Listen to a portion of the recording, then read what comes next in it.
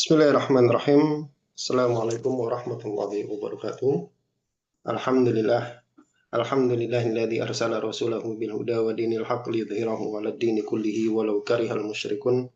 Asyhadu an la ilaha illallah wahdahu la syarikalah wa asyhadu anna Muhammadan abduhu wa rasuluh. Allahumma shalli wa sallim wa barik ala sayyidina Muhammadin wa ala alihi wa ashabihi wa man tabi'ahum bi ihsanin ila yaumiddin. Allahumma inna nas'aluka ilman nafi'a wa rizqan thayyiba wa amalan mutaqabbala amma ba'd. Baiklah akhwah fidakumullah.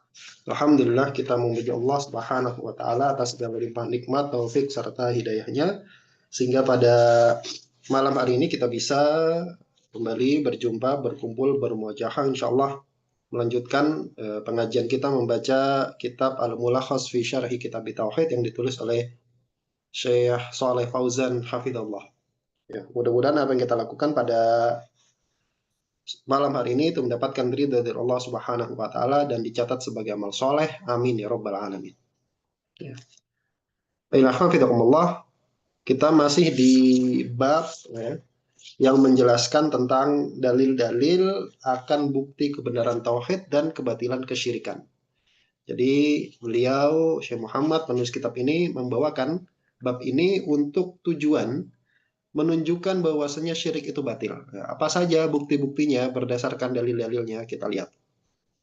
Kita lihat di sini Bismillahirrahmanirrahim. Qala al-musannifu rahimahullahu taala rahmatan wasi'ah wa nafa'ana bi ulumihi fi darni amin. Berkata penulis Allah wa fihi dan di dalamnya gitu ya. Wa fihi ay fi sahihi wal muradu bihi sahihul Bukhari. Yang di dalam maksudnya di dalam Sahih Bukhari begitu. Di dalam Sahih Bukhari an Ibni Umar dari Ibnu Umar. Siapa Ibnu Umar? Ibnu Umar huwa Abdullah bin Umar bin Khattab radhiyallahu taala anhuma. Jadi Ibnu Umar ini anaknya Umar bin Khattab. Sahabiyun jalilun, seorang sahabat yang mulia. Alhamdulillah. Min ubadis sahabati, dari termasuk kalangan ubadis sahabah, para sahabat yang banyak ibadahnya. Kemudian wa ulamaihim, dan termasuk juga ulamanya kalangan sahabat. Di sahabat itu tidak semuanya kemudian menjadi ulama begitu ya. Sahabat ya semuanya udul, semuanya adil, tapi apakah semuanya alim gitu? Enggak ya. Mata sanata, beliau wafat pada tahun salasah wa sab'in minal hijrah ya. Tahun 73 Hijriah. Ini perawi hadisnya radhiyallahu taala anhu. Annahu sami'a Rasulullah sallallahu alaihi wasallam, bahwasanya Ibnu Umar ini pernah mendengar Rasulullah sallallahu alaihi wasallam mengatakan ya. Ai ba'da ma sujja wa kusirat rubaiyatuhu yauma Uhudin. Kapan Ibnu Umar mendengar ucapan Rasulullah ini? Yaitu setelah beliau terluka dan setelah gigi geraham beliau itu kemudian lepas gitu ya, copot, pecah di hari perang Uhud. Ya. Jadi Ibnu Umar pernah mendengar Rasulullah SAW mengatakan seperti ini setelah kejadian yang kemarin kita bahas ya, yaitu idza rafa'a ra'sahu minar ruku'i fir raq'atil akhirati minal fajri. Yaitu apabila Rasulullah SAW itu mengangkat kepala beliau dari ruku di rakaat terakhir di sholat subuh, di sholat fajar. Ya berarti setelah i'tidal. Beliau berdoa dengan doa kunut seperti ini. Ya. Kata beliau, Allahumma la'an fulanan wa fulanan. Ya Allah, laknatlah si fulan dan si fulan. Apa maksud laknat itu apa sih? Ya. Laknat itu maksudnya adalah utrud wa aba'id min rahmatika. Yaitu usirlah, jauhkanlah dari rahmatmu. Jadi kata laknat itu maknanya, artinya adalah dijauhkan dan diusir dari rahmat Allah Subhanahu wa taala. Jadi Rasulullah SAW di sholat subuh setelah rakaat terakhir bangkit dari ruku, di rakaat terakhir beliau baca doa ini, ya Allah laknatna si fulan dan si fulan. Nah, si fulan dan si fulan ini siapa? Namanya siapa? Sebenarnya fulan dan fulan ini kan nama spesifik. Cuman sama perawi hadis tidak disebutkan secara gamblang begitu ya. Di antara yang disebutkan oleh Rasulullah untuk didoakan laknat minhum diantaranya adalah Sofwan ibnu Umayyah. Pertama Sofwan bin Umayyah. Kemudian Wasuhail bin Amr. Wasuhail bin Amr. Kemudian Wal Harith ibnu Hisham dan Al Harith bin Hisham. Tiga orang ini. Sofwan bin Umayyah, Suhail bin Amr, Al Harith bin Hisham. Ya, ya Allah laknatlah Sofwan bin Umayyah, Suhail bin Amr, Al Harith bin Hisham. Didoakan secara spesifik oleh Rasulullah SAW. Ba'da ma yakulu setelah Rasulullah SAW mengucapkan Sami Allahu liman hamidah Rabbana walakal hamdu. Sami Allahu liman hamidah. Kalau diartikan secara letterlek, kata di dalam sholat, bacaan di dalam sholat, Sami Allahu liman hamidah, Allah mendengar setiap orang yang memujinya. Itu arti letterleknya begitu. Tapi maknanya apa? Kata beliau, ajaballahu man hamidahu wa taqabbalahu. Itu Allah mengijabah doa orang yang memujinya dan Allah menerima doa orang yang memujinya. Itu maksud dari Sami Allahu liman hamidah. Allah menerima dan mengijabah orang yang memujinya. Kenapa? Li'annahu qad uddiya billami. Karena kata hamida itu dijadikan muta'addi dengan lam. Dengan lam. Sami Allahu li gitu. Sami Allahu li. Kalau dalam bahasa Arab ya kalau dalam bahasa Arab begini. Ini mudah-mudahan bisa dipahami ya. Dikit aja. Kalau dalam bahasa Arab ada kata kerja yang butuh objek sama tidak butuh objek. Yang tidak butuh objek namanya lazim, yang butuh objek namanya muta'addi. Nah, yang tidak butuh objek itu bisa dijadikan ada objeknya dengan cara ditambahkan huruf jer. Ya kayak gitulah. Nah, kata sami'a, kalau disambung dengan huruf jer lam, kalau dimuta'addikan dengan huruf jer lam, sami'ali itu maksudnya adalah ajaba, mengijabah. Maknanya jadi mengijabah. Ya pokoknya begitu ya. Mudah-mudahan bisa dipahami.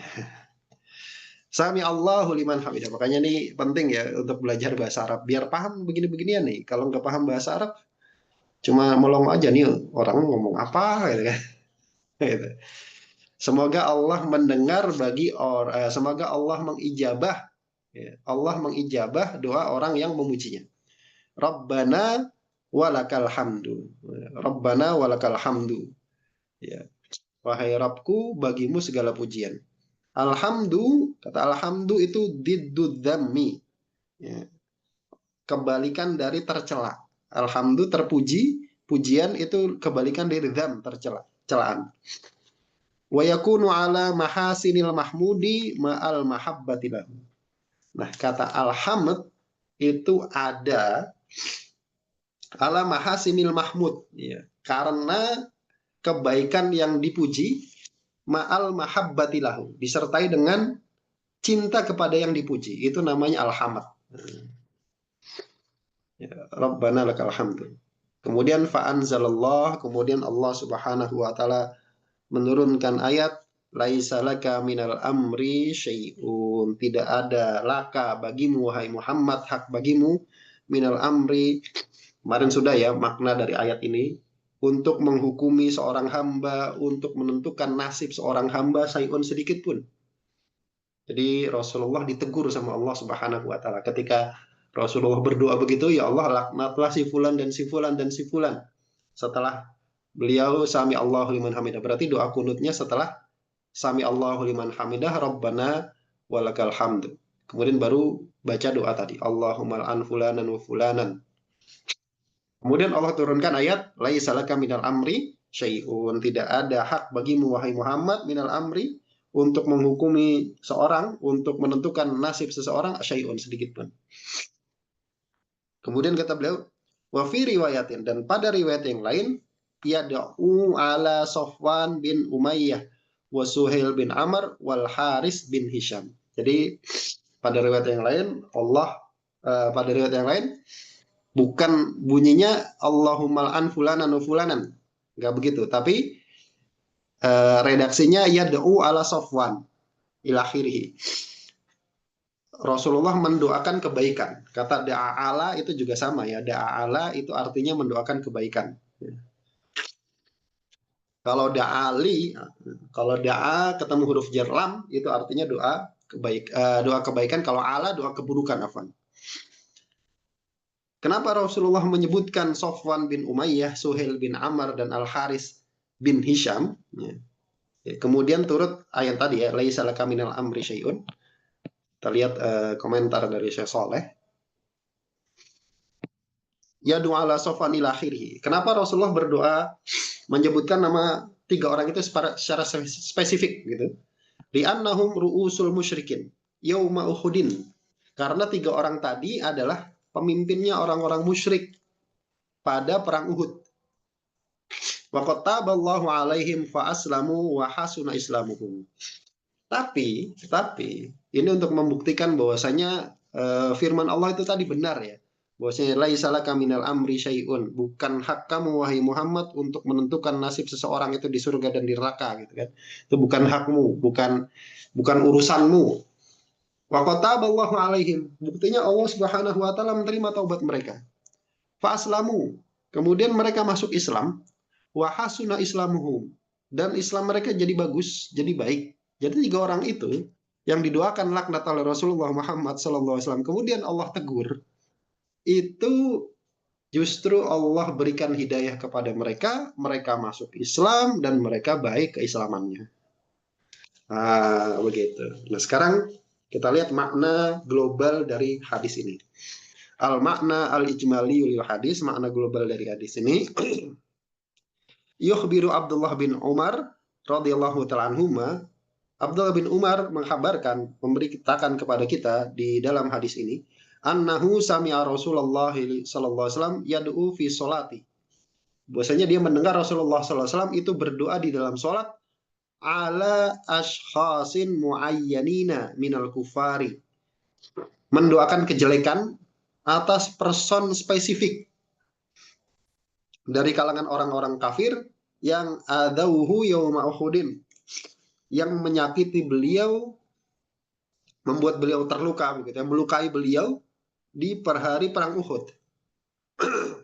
Fa'atabahullahu biqaulihi, kemudian Allah Subhanahu wa taala itu menegur beliau dengan firman-Nya, laisa laka minal amri syai'un, tidak ada hak bagimu wahai Muhammad sedikit pun, ya, tidak ada hak bagimu wahai Muhammad sedikit pun untuk menentukan nasib seorang hamba. Oh dia, ya Allah, dia bikin sengsara aja ya Allah, ya maksudnya dia bikin sengsara, ya Allah bikin dia nggak dapat hidayah gitu. Itu bukan urusanmu wahai Muhammad. Wa taballahu alaihim, kemudian Allah Subhanahu wa taala menerima taubat mereka.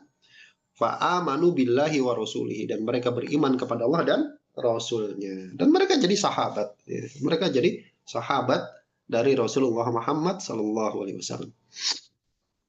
Nah sekarang apa hubungan dengan bab gitu kan? Babnya tadi menceritakan bahwasanya beliau Syekh Muhammad akan memberikan bukti bahwasanya kesyirikan itu batil dan tauhid itu benar begitu.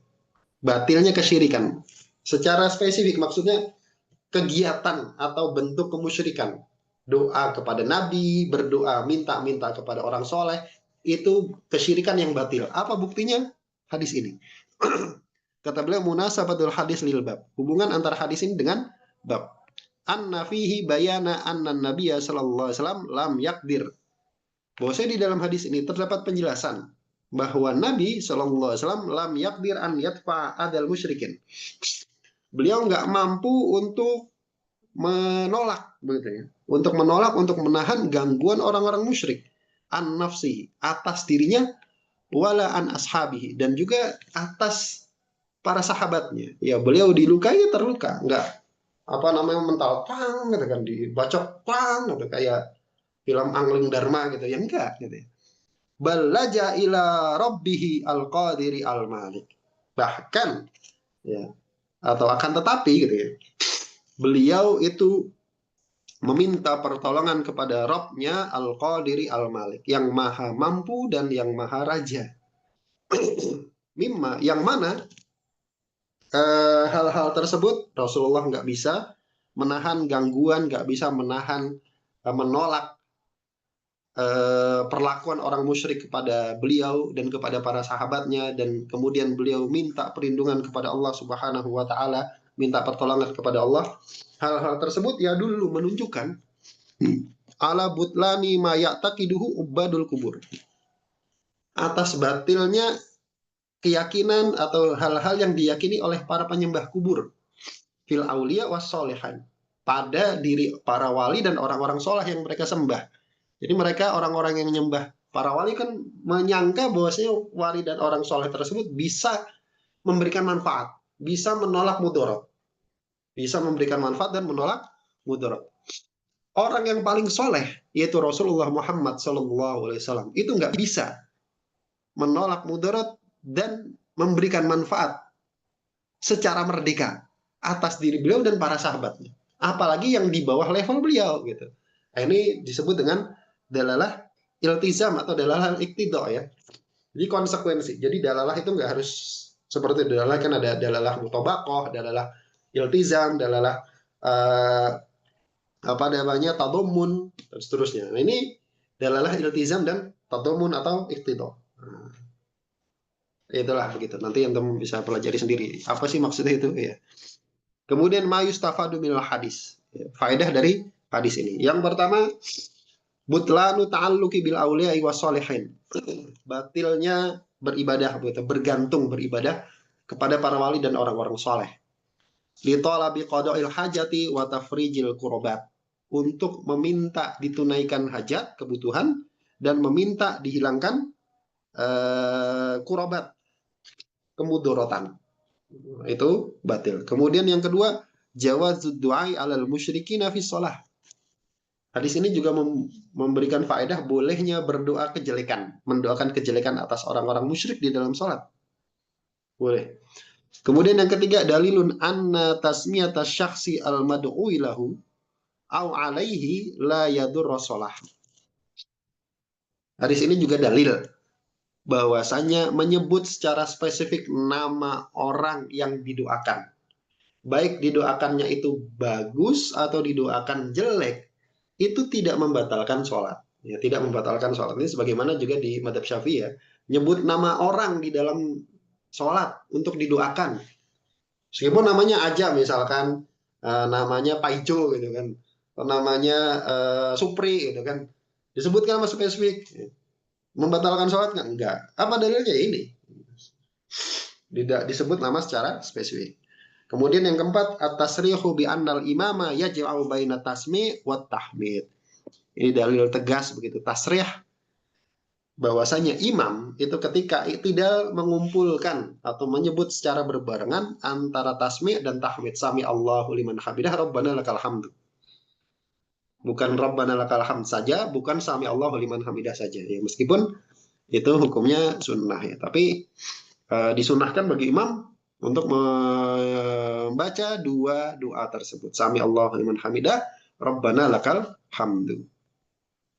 Baik. Itu dalil yang berapa ya. Kemudian beliau membawakan dalil terakhir, ya, dalil terakhir tentang batilnya kesyirikan. Ya. Kata beliau, wa fihi an Abi Hurairah radhiyallahu ta'ala anhu. Wa fihi ai fi sahihil Bukhari, di dalam sahih Bukhari dari Abu Hurairah radhiyallahu ta'ala anhu. Sekarang kita lihat biografi dari Abu Hurairah, biografi singkat ya. Abu Hurairah kila, ada yang mengatakan as-sahihu an nasmahu Abdurrahman ibnu Sakhrin. Ada yang mengatakan yang benar namanya adalah Abdurrahman bin Sakhr. Abdurrahman bin Sakhr. Dausiyun. Beliau dari suku Daus. Ya. Min fudula'is sahabati wa huffadhihim wa ulama'ihim. Beliau termasuk fudula'is sahabat, termasuk tokoh pembesar sahabat dan termasuk tokoh hufadnya sahabat yang banyak meriwayatkan hadis ya, dan ulamanya sahabat dan ulamanya sahabat. Rawa aktsara min khamsati alafi hadisin. Beliau meriwayatkan, disebut hufat itu bukan penghafal gitu ya, tapi sahabat yang banyak meriwayatkan hadis. Riwayat hadisnya banyak gitu. Berapa jumlah hadis yang diriwayatkan oleh Abu Hurairah? Itu lebih dari 5.000 hadis. Lebih dari 5.000 hadis yang diriwayatkan oleh Abu Hurairah radhiyallahu ta'ala anhu. Tufiya sanata sab'in au thamanin au tis'in wa khamsina lil hijrati. Beliau wafat pada tahun 7 atau 8 atau 9 dan 50. Ya. Beliau wafat antara 57, 58, 59 Hijriah. Beliau wafat antara tahun-tahun itu. Ya. Kemudian qala Abu Hurairah mengatakan, qama Rasulullah sallallahu alaihi wasallam hina anzalallahu alaihi. Qama Rasulullah. Rasulullah bangkit. Maksudnya su'ada ala sofa. Rasulullah naik mendaki Bukit Sofa. Bukit Sofa itu ada di Mekah ya. Sekarang udah nggak ada ya. Udah ketutup sama masjid ya. Sofa Marwa itu. Beliau naik ke Bukit Sofa. Kemudian tatkala turun ayat ini, tatkala Allah Subhanahu wa taala menurunkan ayat ini, wa anzir ashiratakal aqrabin, dan berilah peringatan wahai Muhammad ashirotaka. Ashiratur rojuli, keluarga terdekat begitu. Ashirahnya seorang laki-laki itu banu abihi al adnuna al qabilatuhu. Disebut ashirah itu keluarganya bapak yang terdekat atau kabilahnya atau sukunya, itu yang disebut dengan ashirah. Kalau bahasa Arab ashirah itu artinya keluarga bapak yang terdekat atau kabilahnya yang satu suku dengan dia, satu kabilah dengan dia, satu marga. Kalau di Indonesia satu marga dengan dia. Al akrobin, al akroba fal akroba minhum, yang terdekat kemudian yang terdekat kemudian yang terdekat. Ya. Berilah peringatan kepada keluargamu yang terdekat. Kemudian Rasulullah naik ke atas Bukit Sofa dan beliau bersabda begini. Faqala, kemudian beliau berkata, ya ma'syara Quraisyin, ya ma'syara Quraisyin, al ma'syar al jamaah, wahai jamaah, wahai para orang-orang Quraisy. Au kalimatan nahwaha. Au kalimatan nahwaha. Binasbi kalimah atfun ala ma qablaha.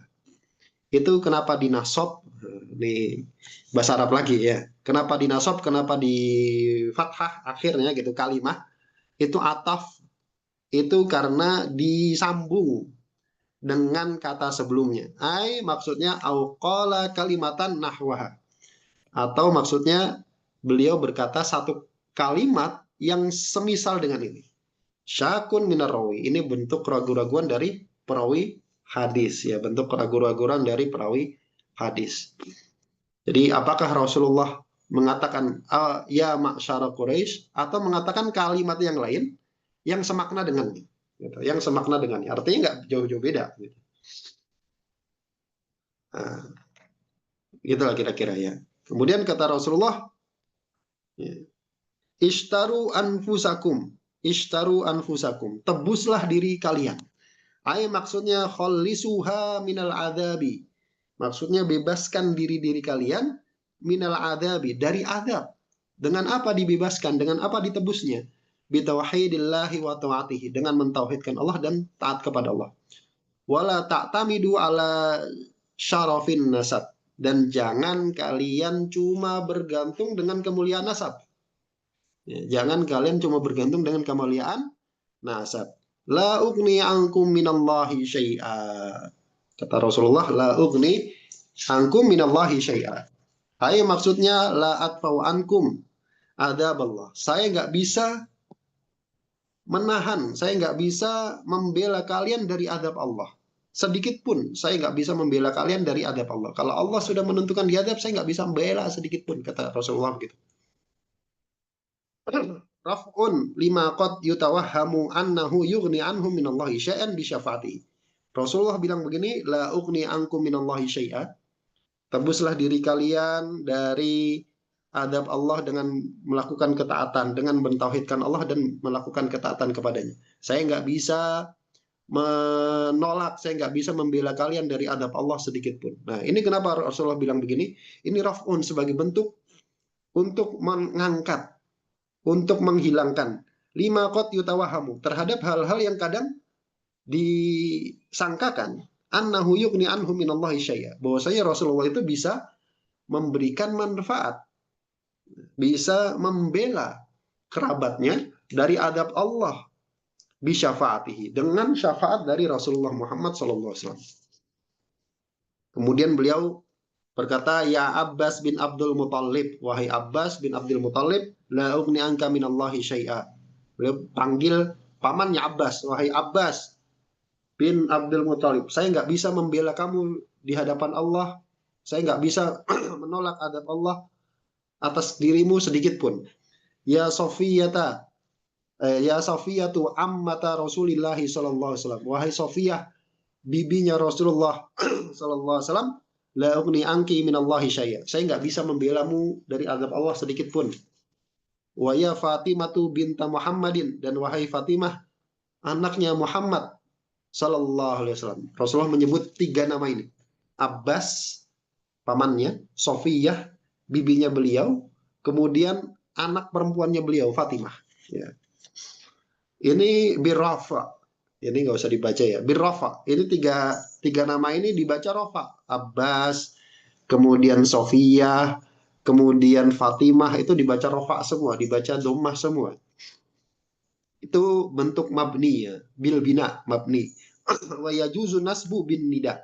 Dan boleh juga di nasab ya Abbasa gitu ya. Ya Abbasa. Karena nida. Karena nida. Wabnahu wa ammata wa binta ya. Dan ibna kemudian apa namanya? Ammata kemudian binta, ini semuanya nasab, semuanya nasab. Tidak bisa dibaca yang lain sebagai badal dari munada. Sebagai badal dari munada. Fatimah, Abbas, Sofiyah. Ya pokoknya gitu ya. Au atfa bayanin, atau sebagai atof bayan. Pokoknya atof bayan ya, pokoknya begitu. Itu bahasa Arab ya. Rasulullah memanggil tiga nama itu. Abbas, kemudian Sofiyah, kemudian Fatimah. Kata Rasulullah, salini min mali. Minta kepadaku dari hartaku. Ya. Mintalah padaku dari hartaku. Wahai Fatimah, anakku, kamu minta dariku harta. Minta hartaku gitu.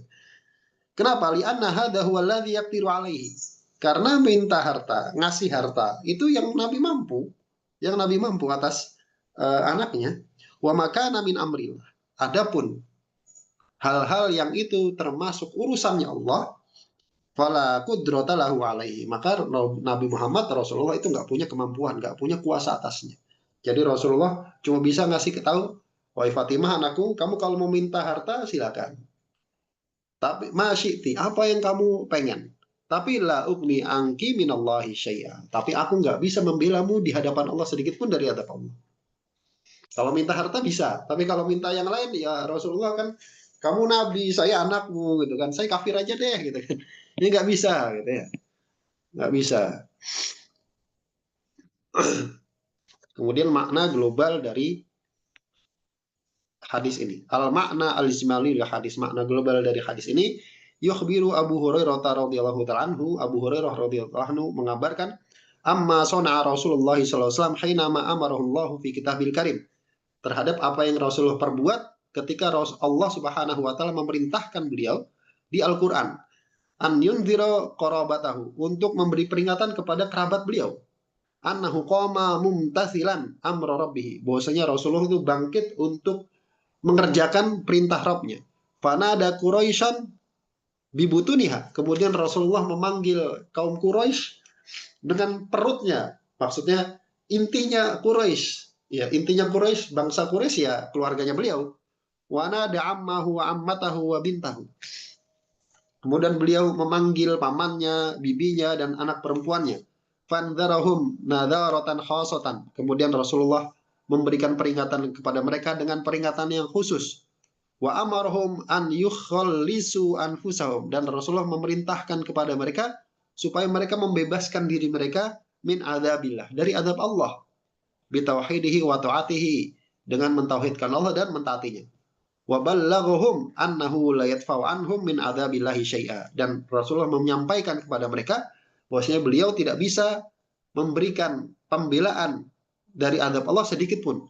Idza lam yu'minu, kalau mereka tidak beriman. Fabujarradu qurbihim minhu, maka sekedar kedekatan mereka terhadap Rasulullah SAW itu ghairu nafi, itu nggak ada manfaatnya lahum kepada mereka, bidu di imanin, tanpa iman.